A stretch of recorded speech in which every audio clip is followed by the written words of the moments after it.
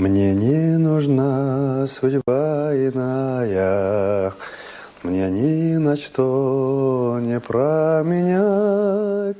Бүгін елбасының мұндай сүйікті әндерін сахна төрінде Қазақстанның болашағы жастары орындауда. Байқаудың атауы да дәл осылай. Президенттің сүйікті әндері. 6 мен 29 жас аралығындағы вокалистер өнерлерімен қазылар алқасын таңғалдыруға тырмысып жатыр.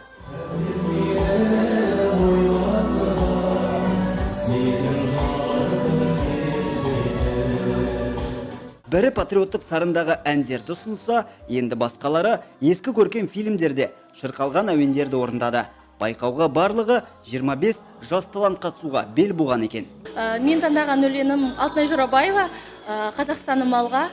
Осы өлең жолдарында маған рух берді, сондықтан да мен осы өлеңді таңдап, бүгінгі шараға қатысуды жөн көрдім. Әнімен сүйсіндіре алғандар жүлделі орындарға ие болды.